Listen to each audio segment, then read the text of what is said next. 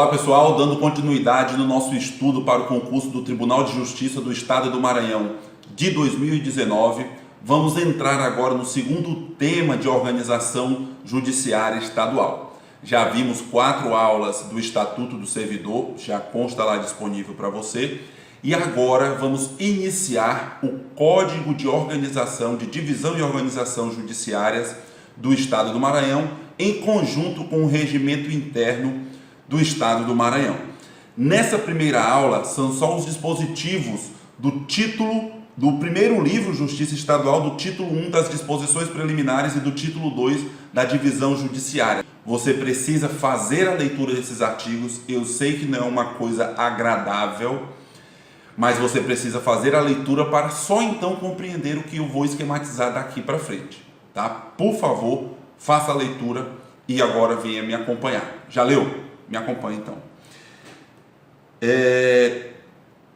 A estruturação das aulas, só para constar aqui para você já saber, eu dividi em mais aula 5, esta que vamos ver agora, 6 sobre organização judiciária, uma primeira parte, certo? Nessa sexta aula, junto com o regimento interno, título 1 da primeira parte do regimento interno, dos artigos 1º a 114, né? Tem algumas situações que são idênticas e outras que têm umas divergênciazinhas e a gente vai observar nessa sexta aula. Na sétima aula, a gente conclui o primeiro livro do Código de Divisão e Organização Judiciárias, os títulos 3, o restante da parte do título 3, né, a parte 2, até o título 10 desse primeiro livro. E também na parte do regimento interno vamos analisar os títulos 2 e 3 ainda da primeira parte. Se você já quiser deixar anotado aí, do regimento interno, não precisa. Anderson, caiu na prova. Cara, se você for ler o restante do regimento interno, é tudo processual. Processual. Porque se você estiver estudando para o direito, né, para analista judiciário, para oficial de justiça, ou mesmo, nem mesmo o de técnico administrativo, que não vai cair direito processual civil e nem penal. Então, deixe de lado. Se cair, isso é algo muito específico e todo mundo vai estar no mesmo bolo. Procure acertar as questões que são fáceis, são essas que a gente vai trabalhar. Apesar de serem, assim, terem muitos detalhes, mas são fáceis. Uma vez visto, fica fácil. Se você não viu, extremamente difícil. Então, vamos torná-las fáceis. E essa primeira parte, pelo que consta no edital, no conteúdo programático do edital, é só essa primeira parte aqui do regimento. Né? O edital não deixou bem claro, estude só a primeira parte, mas pelo que ele descreveu abaixo do regimento, é só essa primeira parte. E no Código de Divisão e Organização Judiciárias, ainda teremos mais uma aula do livro 2 sobre os serviços judiciais e servidores do Poder Judiciário, e ainda serviços extrajudiciais, mas só a primeira parte. Não precisa estudar as serventias em espécie não, e nem as partes das disposições finais e transitórias. Vamos nos ater apenas no título 1 dos artigos 134 a 156 na 9ª aula. Beleza? Então vamos iniciar essa primeira aula de Código de Divisão e Organização Judiciárias Estaduais, que a gente daqui para frente vai chamar de CODOJ, né? O Código de Divisão e Organização Judiciárias do Estado do Maranhão. Nessa primeira parte tem algumas disposições preliminares da Justiça Estadual Maranhense. Gente, primeira coisa, não vai ser uma aula chata que eu vou dar aula de direito, aqui é aula de legislação, certo? Você vai estudar a estruturação dos poderes mais a fundo, se precisar estudar direito constitucional. Você vai estudar mais o processo civil e penal, se precisar estudar processo civil e penal. Aqui é o que a legislação traz e o que pode ser cobrado diante do que está expresso. Imagina você que é da área de informática. Para que tu vai precisar entender os meandros do processo civil e processo penal? Você precisa saber a estruturação, quais são os órgãos, isso que a gente vai trabalhar aqui, quais são os direitos, as garantias, tudo isso a gente vai trabalhar aqui com esses deveres também. No começo do CODOJ, a gente encontra a possibilidade da declaração de inconstitucionalidade de lei ou ato do poder público, seja estadual, seja municipal, face à Constituição Estadual. Então, primeira coisa, o que de acho é inconstitucionalidade? você tem sempre uma norma suprema que é a Constituição Federal. Dentro do Estado nós temos a Constituição Estadual. Todas as normas estaduais e municipais devem guardar obediência à Constituição Estadual. Qualquer confronto, violação à Constituição Estadual, podemos ter o questionamento perante o Tribunal de Justiça por um dos agentes que a Constituição Estadual assim estipulou ser cabível acionar o Tribunal de Justiça nessa ação de inconstitucionalidade para tirar do ordenamento jurídico essa lei ou ato municipal ou essa lei ou ato estadual que está afrontando a Constituição Estadual. O que eu quero destacar aqui é a quantidade de desembargadores que precisam aprovar para que haja a declaração de inconstitucionalidade dessa norma. Uma vez entrando com ação direta de inconstitucionalidade no Tribunal de Justiça, só vai ser declarada essa inconstitucionalidade se houver a aprovação da maioria absoluta, e isso é muito cobrado. Às vezes colocam maioria simples, às vezes 3/5, 2/3, não é nenhuma dessas situações a não ser maioria absoluta. O primeiro número inteiro acima da metade da quantidade de desembargadores existentes, que aqui já adianto que são 30. Beleza. O representante do Poder Judiciário, e a todo momento, tanto o CODOJ quanto o regimento interno trazem essa informação, é o presidente do Tribunal de Justiça ou seu substituto legal, quem estiver fazendo as vezes de presidente do Tribunal de Justiça. Nas solenidades do Poder Judiciário e nas solenidades das comarcas, a gente pode ter uma variação aí de representação do Poder Judiciário. Na presidência das solenidades que acontecerem de um modo geral no Poder Judiciário, o presidente continua representando o seu substituto legal, mas ele pode indicar um desembargador ou magistrado para fazer as vezes nessas solenidades. Já nas comarcas, quem vai fazer a presidência dessas solenidades será o membro da mesa diretora do Tribunal de Justiça, que a gente tem são 3 membros da mesa diretora, o presidente, o vice-presidente e o corregedor-geral de justiça. A gente vai trabalhar esses 3 nomes mais de uma vez, então não se preocupe com isso. Qualquer um desses 3 que estiverem presentes vai presidir essa solenidade da comarca, ou o juiz diretor do fórum ou o juiz respectivo relacionado àquela comarca da localidade. Certo? Beleza, mais à frente no próprio CODOJ ainda, na parte inicial de disposições preliminares, nós temos o início e o término das atividades judiciárias. O início do ano judiciário é no mês de janeiro, então a primeira sessão plenária ocorrerá no mês de janeiro. Aqui no código não consta a data específica, apenas diz que é no mês de janeiro, e a última sessão será no mês de dezembro, tá bom? Precisa saber esses meses. Anderson, se vier na prova que vai começar em fevereiro, tá errado, porque começa em janeiro, tá? Feriados forenses, o artigo 5º-A ainda determina que são feriados forenses expressamente pelo Código. Sábados, domingos e feriados nacionais, segundas e terças-feiras de carnaval, quintas e sextas-feiras santas, 11 de agosto, 8 de dezembro, que é o Dia da Justiça, e os feriados municipais que são criados por lei naquela respectiva comarca. Como essas datas são variáveis, o Código estipulou uma obrigação para que o plenário, todos os 30 desembargadores reunidos, deverão criar uma resolução estipulando quais são os dias fixos, todos os anos, para o ano seguinte que ocorrerá o feriado forense. Então, nesses feriados e dias de suspensão do expediente do ano seguinte, devem ser apresentados, feita essa resolução plenária, até o dia 30 de novembro, e essa data tem que ser fixada. A banca FCC às vezes cobra diretamente um prazo, uma data, um número, uma quantia, uma fração, e a gente tem que saber. Então aqui, inicia os trabalhos em janeiro, termina em dezembro. Nos feriados, tem que ser feita a lista de feriados do ano seguinte, até o dia 30 de novembro desse ano, para vigorar no ano seguinte. Essa é a informação. Sobre a suspensão do expediente, a gente pode ter no estado inteiro ou em alguma parte dele a decretação de suspensão do expediente pelo presidente do Tribunal de Justiça por motivo grave, e o juiz, por meio de portaria, poderá, se houver motivo gravíssimo, também deixar a suspensão do expediente na sua comarca, desde que faça comunicação ao Corregedor-Geral da Justiça. Dentro ainda aqui do CODOG, nós temos o segundo título dessa primeira parte, desse primeiro livro, que vamos analisar hoje também.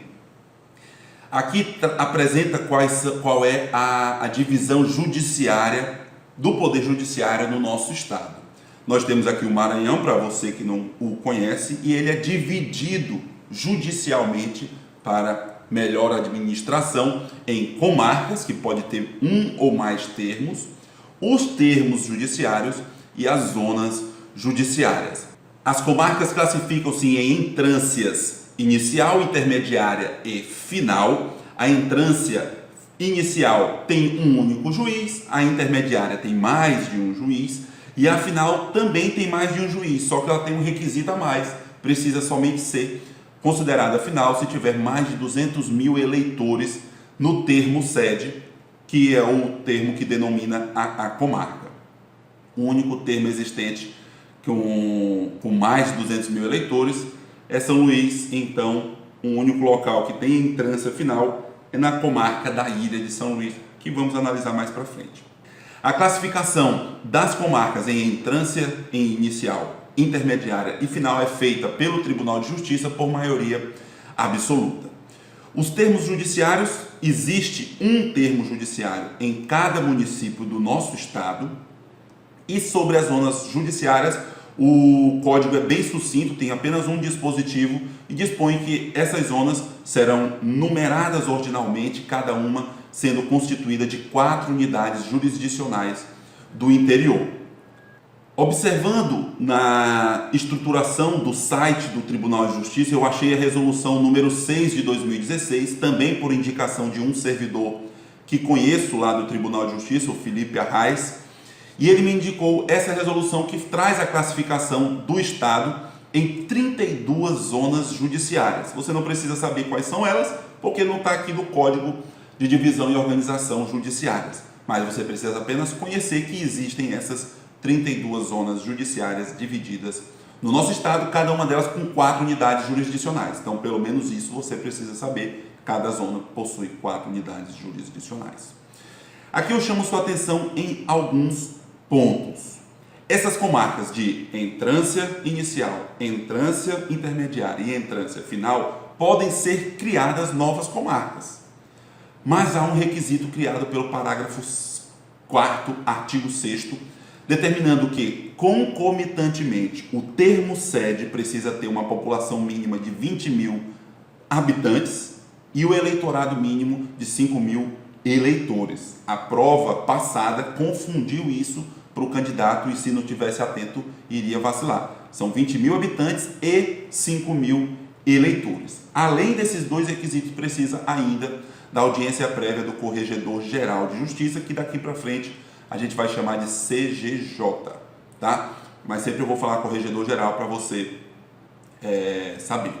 A instalação e elevação de comarcas e a criação de novas varas precisa ter os requisitos estipulados pelo Tribunal de Justiça. Aqui o parágrafo 5º apenas mencionou isso, não estipulou quais são esses requisitos.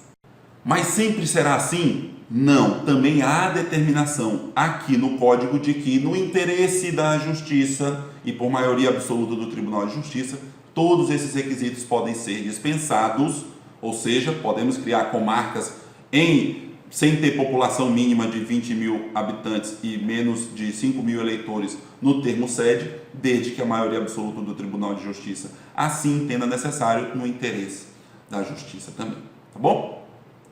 Vamos lá para a administração da Justiça de primeiro grau. Acho muito difícil a banca bater aqui nesse quantitativo, porque é muita sacanagem.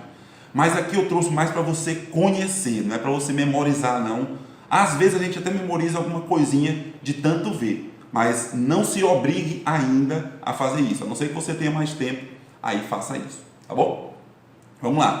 A administração da Justiça de primeiro grau está estruturada no artigo 7º do Código, mas no artigo 6º-A nós temos uma disposição dizendo quais são as unidades de primeiro grau. Todas as varas de uma comarca, a vara única das comarcas que têm apenas vara única, e os juizados especiais são considerados de primeiro grau aqui da Justiça do Estado. Quais são as comarcas que o artigo 7º trouxe para nós? A Ilha de São Luís tem uma comarca.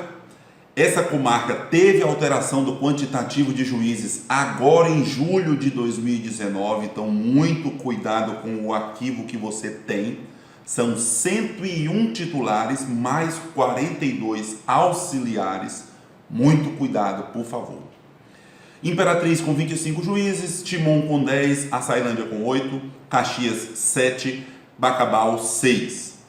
Balsas, Pedreiras e Santa Inês 5, Codó e Pinheiro 4, Barra do Corda, Chapadinha, Itapecuru, Mirim e Lago da Pedra 3 juízes.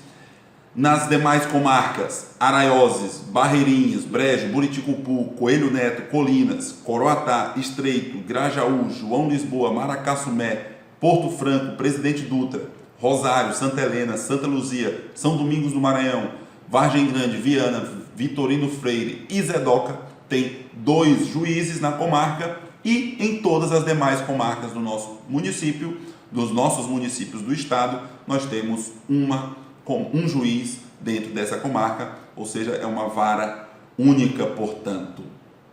O código vai estruturando essas comarcas nos seus termos com suas varas. Então, também imagino eu que a banca não vai cobrar das poucas questões, de 3 a 5, imagino eu que vai cobrar em organização judiciária, não vai bater justamente num troço desse, né? Mas pelo menos você precisa saber se existe uma vara de proteção ao idoso, por exemplo, no município que você conhece.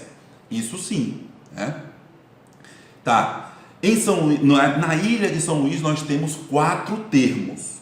No termo de São Luís especificamente, nós temos 88 titulares e estas varas, primeira e segunda varas da infância, 16 varas cíveis, 1 vara da saúde pública, 7 varas da família, 7 varas de interdição, 7 varas da fazenda pública, 3 varas de execução fiscal. Vara de interesses difusos e coletivos, 9 varas criminais, 4 de tribunal do júri, 3 varas de entorpecentes, 2 varas de execuções penais, 2 varas de violação doméstica e contra a mulher, 1 vara especial do idoso, 14 juizados especiais cíveis e da relação de consumo, 3 juizados especiais criminais, 1 juizado especial do trânsito, 1 juizado especial da fazenda pública, uma central de inquérito e custódia e 2 turmas recursais permanentes que também foram alteradas. Essas disposições das turmas recursais em 2019 também é mais uma atenção para você. No termo de São José de Ribamar, que faz parte da comarca da Ilha de São Luís, tem 8 titulares, tem a primeira, segunda e terceira vara civil, primeira e segunda vara criminal, a vara da infância e juventude e juizado especial da violação doméstica e contra a mulher, e primeiro e segundo juizado especial civil e criminal. No termo de Passo do Lumiar, com 4 titulares, nós temos também 4 unidades, 3 varas, sendo uma civil e criminal, a segunda também civil e criminal, a terceira da família, a quarta juizado especial civil e criminal. O termo da Raposa é vara única, contempla todas as áreas dentro desse termo. Dentro dessa comarca, há uma determinação no artigo 8º, parágrafo 2º, de que as varas desse termo de São Luís possuem jurisdição em toda a comarca da Ilha de São Luís, não só no termo de São Luís. Então, a segunda vara da infância e da juventude, quando for para tratar de execução das medidas socioeducativas em regime fechado, vão ter jurisdição em toda a Ilha de São Luís. Mais ainda, a vara de saúde pública, a vara de interesses difusos e coletivos, as 3 varas de entorpecentes e as 2 de execuções penais, e ainda a central de inquérito e custódia também terão jurisdição em toda a comarca da Ilha de São Luís. Pelo menos para você memorizar, a vara da saúde pública de interesses difusos, só São Luís tem, e ela vai para todos os termos da comarca da Ilha de São Luís. Ela tem jurisdição em todos esses municípios, não apenas no município de São Luís.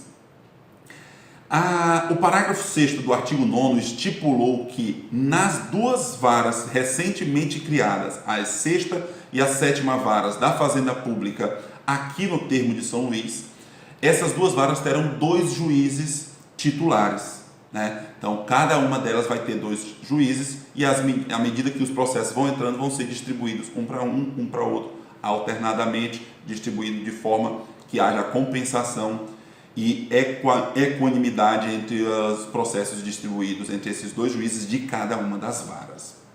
Por fim, ainda dentro da regulamentação da comarca da Ilha de São Luís, nós temos essa disposição do parágrafo 5º do artigo 9º, que trata da central de inquéritos e custódia. Nesse dispositivo consta que essa central vai ser regulamentada por uma resolução do Tribunal de Justiça, né? E seja como vier essa resolução, ela tem que apresentar até 5 juízes auxiliares que vão exercer o trabalho por no mínimo 1 ano dentro dessa central de custódia, de inquérito e custódia. Esses membros vão ser designados pelo Corregedor-Geral de Justiça, aprovados esses nomes pelo plenário do Tribunal de Justiça. Essa é a determinação e a gente tem que saber pelo menos que são até 5 juízes auxiliares, com no mínimo um prazo de trabalho aí de 1 ano. Beleza. Na comarca de Imperatriz nós temos 25 juízes. No termo nós vamos ter essa divisão em varas, 6 varas cíveis, 2 varas da Fazenda Pública, 5 varas da Família, 1 vara da Infância e Juventude, 4 varas criminais, 1 vara de execuções penais, 1 vara especial de violência doméstica e contra a mulher. A Central de Inquérito e Custódia também, 3 juizados especiais cíveis de relação de consumo e 1 juizado especial criminal. Essa Central de Inquérito e Custódia, diferentemente lá da comarca da Ilha de São Luís, vai ter 1 juiz de direito apenas e não até 5 juízes auxiliares. Há essa distinção aí para a comarca da Ilha de São Luís. Beleza, Timon tem 10 juízes, são 2 varas cíveis no termo, 1 vara da Família, 1 vara da Infância e Juventude, 1 vara da Fazenda Pública, 3 varas criminais, 1 vara de execução penal e 1 juizado especial civil e criminal. A comarca de Açailândia tem 8 juízes. Nesse termo nós temos 2 varas cíveis, 2 varas da Família, 1 vara da Fazenda Pública, 2 criminais e 1 juizado especial civil e criminal. Caxias com 7 titulares. No termo nós temos 3 varas cíveis, 2 criminais e a outra criminal é só de execução penal e mais 1 juizado especial civil e criminal. Na comarca de Bacabal com 6 juízes nós temos 2 varas cíveis, 1 da Família e 2 criminais, mais 1 juizado especial civil e criminal. Na comarca de Balsas, com 5 titulares, o termo tem 2 varas cíveis, 1 da Família e 1 criminal, mais 1 juizado especial civil e criminal. Da mesma forma, o termo de Pedreiras, com 2 varas cíveis, 1 da Família, 1 criminal e 1 juizado especial civil e criminal. E ainda a comarca de Santa Inês, no seu termo nós temos a vara da Fazenda Pública, 1 criminal, 1 da Família e 1 civil, e mais o juizado especial civil e criminal. Nas comarcas de Codó e de Pinheiro, em Codó nós temos 2 varas cíveis e 1 que contempla as matérias de criminal e da família, mais um juizado especial civil e criminal, com 4 titulares. E em Pinheiro também 4 titulares, são 2 varas cíveis, 1 criminal e 1 juizado especial civil e criminal. Nas comarcas que tem 3 juízes, que são a de Barra do Corda, Chapadinho, Itapé-Curumirim, Lago da Pedra, nesses termos nós temos 3 titulares, sendo 2 varas cíveis e 1 criminal com matéria da família também. Nas comarcas que tem 2 varas, 2 juízes, nós vamos ter um civil e criminal e outro civil e criminal, acumulando o juizado especial da violência doméstica e contra a mulher também. Tá? E nas demais comarcas nós vamos ter vara única com todos os assuntos lá contemplados. Por fim, finalizando essa parte introdutória da divisão judiciária, para essencialmente, posteriormente, a gente entrar na próxima aula falando do principal tema, que é a organização judiciária, nós temos essas regras que são aplicadas a todas as comarcas. Primeiramente, onde houver 2 varas com a mesma competência, a divisão vai ser feita por distribuição. Vai chegando, vai distribuindo de forma compensatória para não ter uma distinção de números grandes entre uma vara e outra. Então não posso escolher, eu quero entrar na primeira vara civil, mas tem 16 aqui em São Luís. Então eu vou entrar na distribuição e lá vai ter o sorteio para ver essa distribuição. Também, no caso de impedimento e suspeição do juiz, haverá a redistribuição do feito, do processo. Necessariamente depois vai ter que ter uma compensação, né? Porque se o juiz recebeu na distribuição, mas ele se declarou impedido, ou foi declarado impedido, ou suspeito, ele não vai poder atuar naquele processo. Posteriormente haverá essa compensação. Na prova passada caiu uma questão falando que não haveria necessidade de compensação no caso de impedimento e suspeição, tá? Errado, né? Esse outro juiz vai ser designado pelo Corregedor-Geral de Justiça. Nas execuções penais na comarca, a competência será da vara de execuções penais da jurisdição referente naquela comarca. Nas comarcas sem juizados especiais da Fazenda Pública, não vai o processo para a vara civil, e sim para o juizado especial civil, né? Não vai para lá, vai para a vara da Fazenda Pública. Nós temos o juizado especial da Fazenda Pública aqui em São Luís.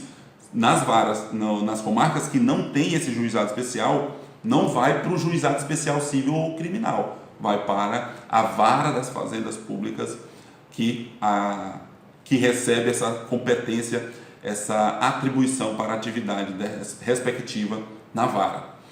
A execução de medida socioeducativa vai competir ao juízo da infância e juventude, onde estiver a unidade de atendimento para cumprimento dessa execução.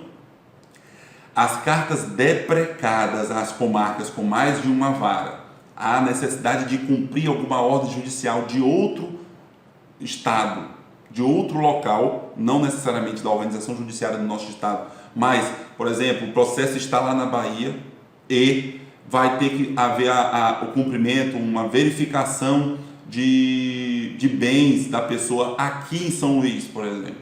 Então vai haver essa carta precatória para o cumprimento aqui dessa determinação judicial do estado da Bahia, e essa vara competente para fazer essa determinação da carta precatória vai ser escolhida por distribuição, quando houver mais de uma vara para essa tema, né? Tem 2 varas cíveis, tem 10 varas cíveis, tem 16 varas cíveis, vai ser distribuída para uma delas cumprir.